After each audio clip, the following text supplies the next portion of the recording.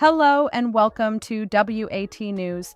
It is June 2nd, 2025, your daily AI-powered roundup of today's most relevant headlines, faster, smarter, and always on point. In cybersecurity news, SafeLine, a highly rated open-source web application firewall on GitHub, functions solely on user servers, eschewing cloud-based operations. It is engineered to thwart both common and sophisticated web attacks. These include SQL injection, cross-site scripting, OS command injection, CRLF injection, XML external entity attacks, server-side request forgery, and directory traversal, among others. With an industry-leading detection rate of 99.45% and an extremely low false positive rate of 0.07%, SafeLine is a dependable option for web security. In cybersecurity news, researchers at Kaspersky have identified a sophisticated, ongoing threat campaign named Operation Tunnel Snake. This campaign, active since 2019, utilizes an unknown rootkit called Moria, enabling attackers to covertly seize control over network devices and intercept all internet traffic. The primary targets have been diplomatic entities and NGOs in Asia and Africa. In related news, a significant vulnerability has been detected in Chromium-based browsers, including Chrome and Microsoft Edge. This flaw could potentially enable attackers to circumvent the content security policy on websites, opening the door to possible cross-site scripting attacks. The PumaBot botnet is currently attacking Internet of Things devices that operate on embedded Linux systems. This botnet, programmed in Go language, is engineered to launch brute force attacks on secure shell instances. It acquires its list of targeted IP addresses from an external server dubbed ssh.ddosccorg. After the malware penetrates a system, it collects fundamental system data and transmits it to the command and control server.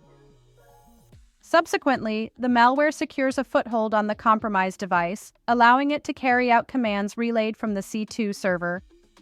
In technology news, Asus and Microsoft are urging consumers to consider purchasing a new Copilot PC if they find themselves unable to upgrade their existing laptops to Windows 11.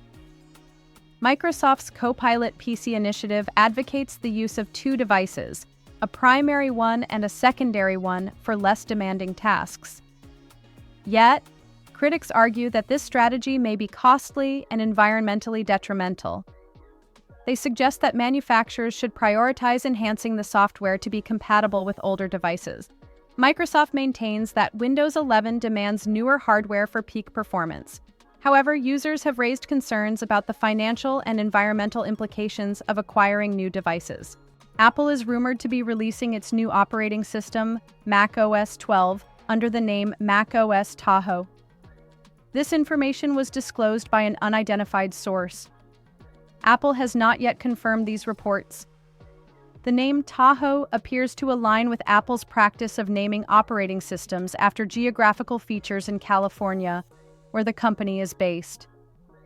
If this is correct, macOS Tahoe would succeed macOS Big Sur, the company's current operating system, named after a scenic region in Central California.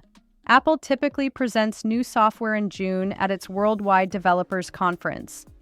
Ricoh has revealed a prototype of the eagerly awaited GR4 compact camera at their Tokyo-based photography showroom, GR Space. The new model boasts an upgraded resolution sensor, a fresh lens, and enhanced image stabilization. Notable modifications have been made to its controls, including the addition of a plus-minus switch and a D-pad in lieu of the control wheel. The GR4 also offers a substantial 53 GB of built-in memory and a microSD card slot, replacing the standard SD card slot. Furthermore, Ricoh has improved the method of image sharing. However, despite these advancements, some critics suggest that the upgrades are not as substantial as they had anticipated. In politics news, Kemi Badenoch has criticized leaders of both the Labour Party and the Brexit Party, accusing them of advocating for the unlimited child support that would burden struggling taxpayers. This comes as the Labour Party considers abolishing the two-child benefit cap, a policy that limits means-tested benefits to 2 children in most families. Earlier this week, Nigel Farage also expressed his support for the removal of this policy, while also advocating for increased tax breaks for married individuals. The Conservatives, who originally introduced this policy, insist it should not be abandoned. Badenoch's criticism follows Farage's earlier statement that the Conservatives had become irrelevant.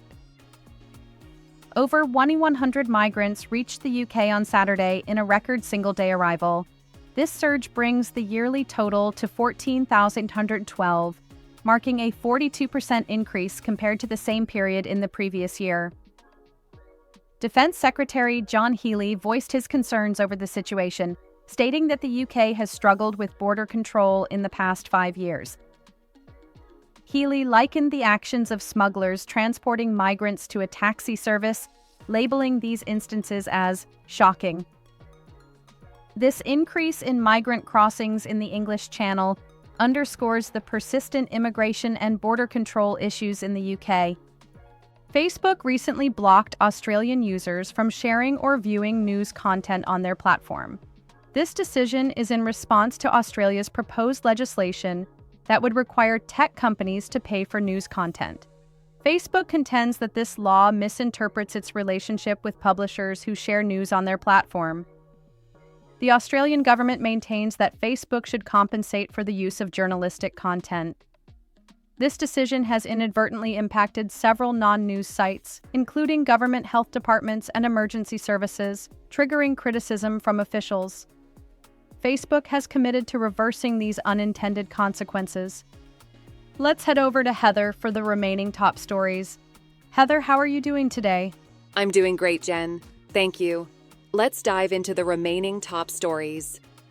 In business news, Shigenobu Nagamori, the billionaire founder and chairman of precision motor company Nidec, experienced a setback in his attempt to acquire Makino Milling Machine, a machine tool manufacturer. Nidec's Y257 billion tender offer, originally scheduled for April, was disrupted when Makino announced in March that it would implement a poison pill defense to resist the takeover. In response, Nidec sought an injunction from the Tokyo District Court to halt Makino's defensive measures. However, the court denied Nidec's petition. Following the court's decision, Nidec decided to withdraw its bid for Makino. Masayoshi Son, the founder of SoftBank Group, is pivoting the investment conglomerate's focus towards the artificial intelligence sector. In April, SoftBank announced plans to invest $40 billion in OpenAI, a leading AI organization. A portion of this investment, $10 billion, is expected to be syndicated to co-investors. Sun, whose net worth has risen by 4% over the past year to $28.2 billion, is also a significant investor in the Stargate project, a $500 billion initiative launched by U.S. President Donald Trump in January. These investments underscore Sun's commitment to advancing AI technology and strategically positioning SoftBank within the industry. The U.S. Department of Homeland Security has confirmed that Mohammed Soleiman, the primary suspect in a recent flamethrower incident in Colorado, entered the country unlawfully.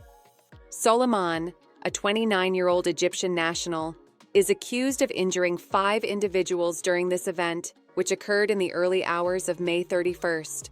Authorities apprehended Soleiman a day following the incident.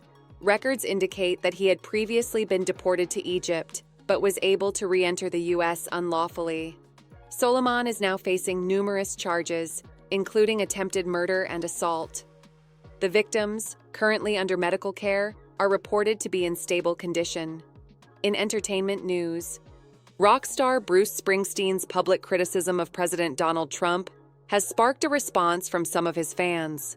Known for his working-class anthems, Springsteen has openly criticized Trump since his 2016 election. Recent episodes of his podcast, where he discusses politics and critiques Trump's leadership, have elicited reactions from part of his fan base. Some fans argue that Springsteen's political commentary has caused division, with a few even pledging to stop buying his music. Despite the controversy, Springsteen continues to share his thoughts on Trump's policies and their impact on the nation, sparking a broader conversation about the role of artists in politics and the appropriateness of public political discourse. Tim Firth's musical, This Is My Family, humorously depicts a family's turbulent holiday camping trip. Premiered in 2013, the musical's exploration of familial disagreements, initially viewed as an unconventional theme, now resonates with a lighter, more jovial tone. The musical differentiates itself from traditional TV comedy by incorporating song. The family, embodying Middle English emotional restraint, gradually becomes more expressive and vulnerable through their musical numbers. Although the musical has been characterized as quaint and somewhat leisurely in its pace, it culminates in a heartwarming finale. Before Blur achieved their superstar status, drummer Dave Rowntree was documenting the band's journey through candid photographs. This collection offers an intimate glimpse into the band's early days, featuring images taken in diverse locations such as the London Underground and Japanese taxis, as well as on a roller coaster. The Guardian, a news outlet renowned for its independent journalism, recently showcased Rowntree's early photography work of Blur in one of its articles. In world news, Mount Etna, Europe's most active volcano according to the U.S. National Volcanic Museum, has erupted, causing nearby tourists to evacuate. The eruption resulted in a substantial column of rock and ash being propelled into the sky. Tourists were reportedly in close proximity to the crater when the eruption occurred. The cause of the eruption remains undetermined. The U.S. National Volcanic Museum has stated that they are closely monitoring the situation. The peace negotiations between Russia and Ukraine, held in Istanbul, concluded without a ceasefire agreement, even amid escalating hostilities. Nevertheless, both parties agreed to exchange prisoners and fallen soldiers, marking progress in the efforts to resolve the ongoing conflict in eastern Ukraine. Specifics regarding the exchange have not been disclosed. Support services like the Samaritans in the UK continue to offer confidential assistance to those impacted by the conflict. The individual suspected of perpetrating an attack at a Colorado rally has been federally charged with a hate crime in the United States. The accused reportedly targeted 3 individuals at the event based on their race, color, and national origin.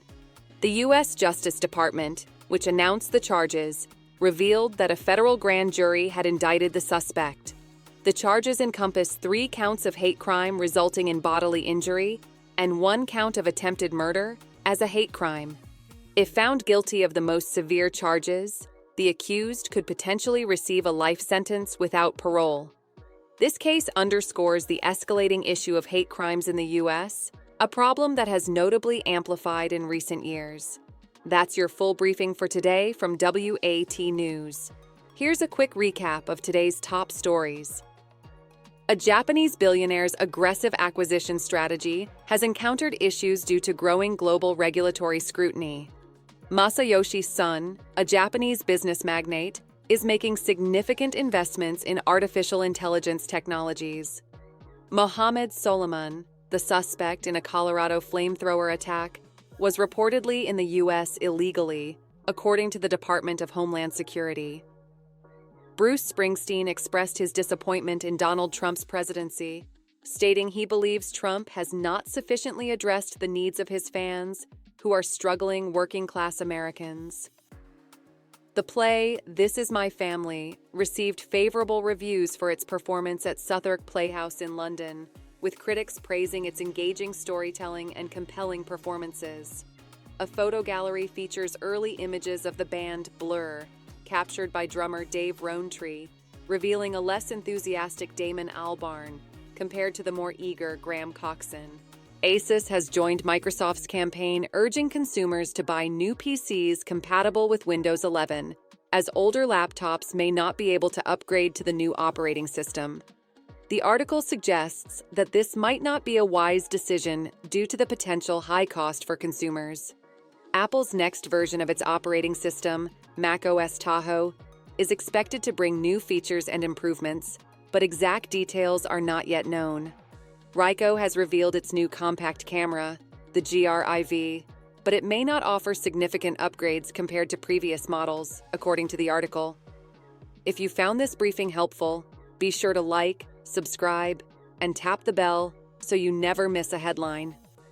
Until next time, stay sharp, stay safe, and stay curious.